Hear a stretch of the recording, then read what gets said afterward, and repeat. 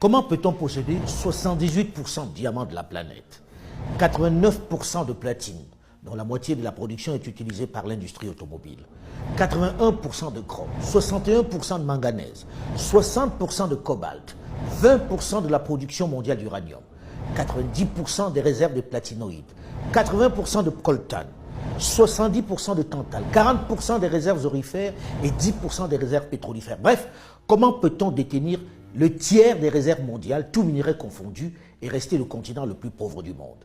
Qu'est-ce qui peut expliquer cette ineptie, cette incongruité? Et comment en sortir? Pourquoi le pétrole serait une bénédiction pour les pays du Golfe, tels que l'Arabie Saoudite, le Koweït et autres Qatar, et il serait une malédiction pour le Congo-Brazzaville, pour l'Angola, pour le Tchad, pour la Guinée équatoriale, pour le Nigeria? Soyons sérieux. Prenons la République démocratique du Congo, l'un des plus grands paradoxes de notre continent. Premier producteur mondial de cobalt, avec ses 100 000 tonnes chaque année. Il fournit 70% de ce minerai essentiel dans la fabrication de batteries pour voitures électriques et pour nos milliards de téléphones portables. Premier producteur africain de cuivre, avec plus d'1 500 000 tonnes par an. Le Congo est assurément un scandale géologique, puisque la liste de ces minéraux est longue et importante.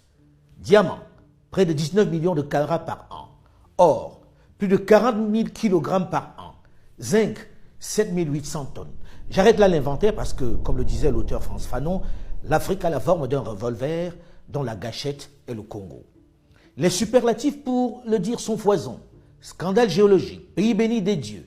Mais dans le même temps, l'immense majorité de la population dans ce territoire grand comme l'Union européenne, avec cette immense richesse, vit avec moins d'$1 par jour. Prenons la Guinée, un autre scandale géologique. Elle est dotée de certaines des réserves de minéraux les plus convoités de la planète, dont 40 milliards de tonnes de bauxite, la plus grande réserve du monde. À cela s'ajoute, tenez-vous bien, plus de 20 milliards de tonnes de minerais de fer. Les réserves potentielles d'or sont estimées à 700 000 tonnes. Diamants, 30 à 40 millions de carats de réserves prouvées, 500 millions de carats de réserves probables. L'or et les quantités indéterminées d'uranium. Mais 55% des 11 millions d'habitants de la Guinée vivent avec moins de 1,25 $ par jour.